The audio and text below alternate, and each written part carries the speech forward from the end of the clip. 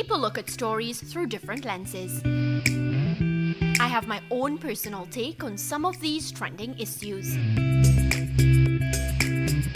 Hi, I'm Mariah Ramharack, and welcome to In Case You Missed It.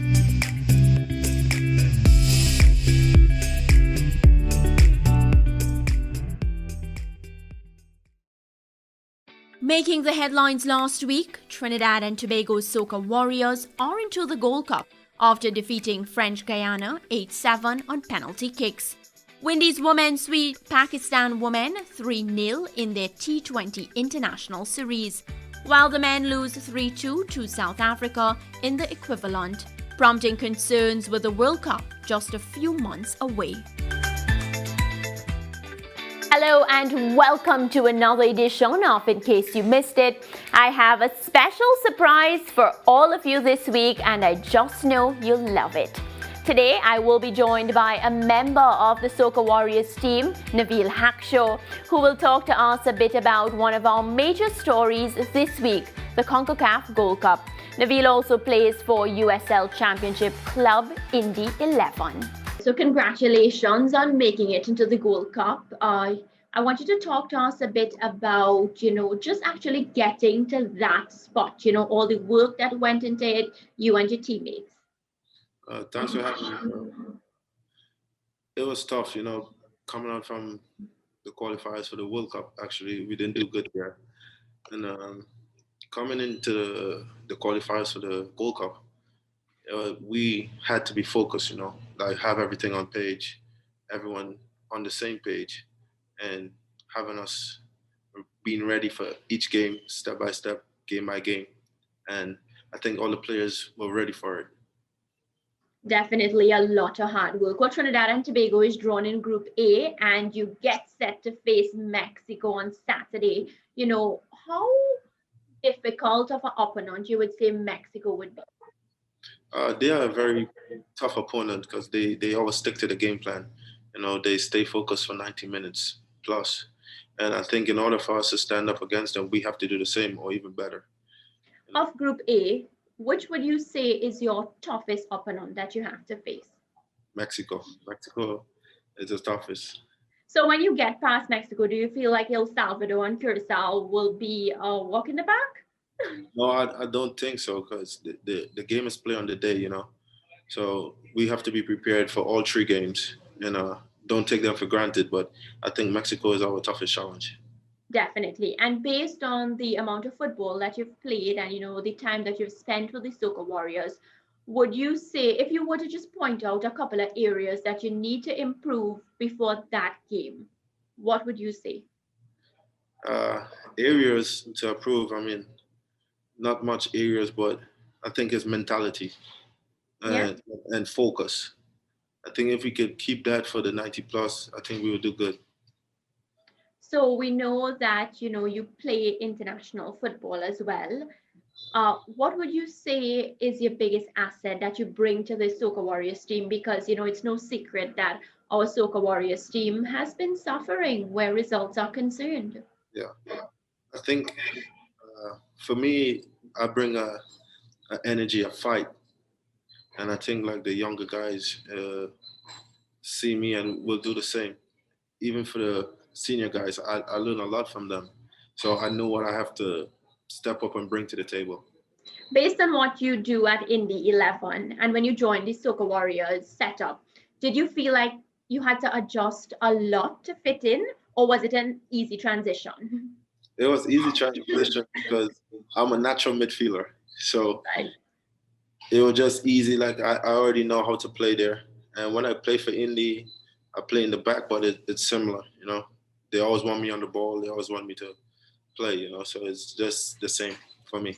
Definitely. So in the footballing world, of course, the Soca Warriors were making a lot of headlines, not for the right reasons. And, this Gold Cup qualification came as a breath of fresh air. You now have a new coach, Angus Eve. He's somebody that I follow very carefully because he coaches Naprima College, and I actually went to Naprima Girls. So I would support that school. So, this brings me to my question about, how has it been working under Angus Eve? It's a short time. It's been good because he was my first professional coach in Trinidad for Northeast Stars. So it just brings back old times. He's a cool guy. He's easygoing. He's someone easy to understand. So it was much easier to adapt to him. Definitely. So, the Soca Warriors team, we have a long way to go. We have a long way to go to get back to what we know. I remember I was very young when the Soca Warriors qualified for the World Cup, right? And I just remembered back home in Trinidad, it was a party. Everybody were like tooting their horns, it was like carnival back in Trinidad for that qualification. We have a long way to go. But do you feel as if with the new setup, the new bunch of players, with yourself being a part of the team, that the Soca Warriors can get back the pride and the respect that they once had? Yeah, I think it's possible. I mean, we just have to stick with each other and believe in each other, and try to get everyone on page. And I think that's what our plan is to do. Get back on page and work hard, not only for ourselves but our country.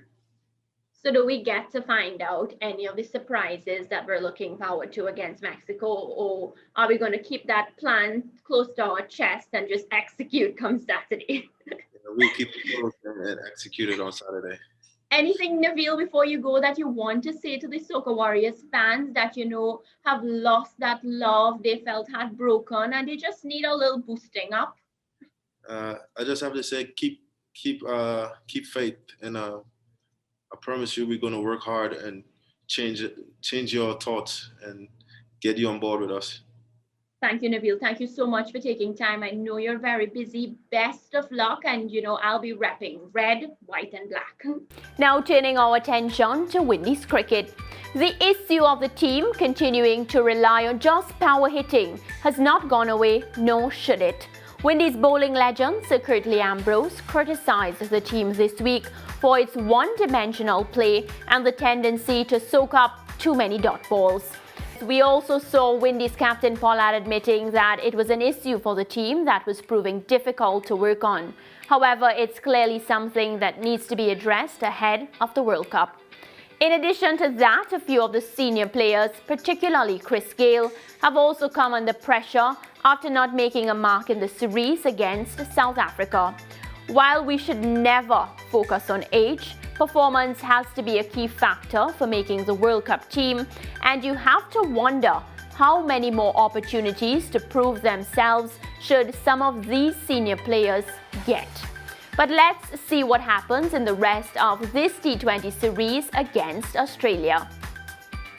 Before we wrap this week's episode, let's address some of those comments that stood out from last week. Robin says he would rather a better all-round performance with a variation in strategies. I think he is definitely onto something there.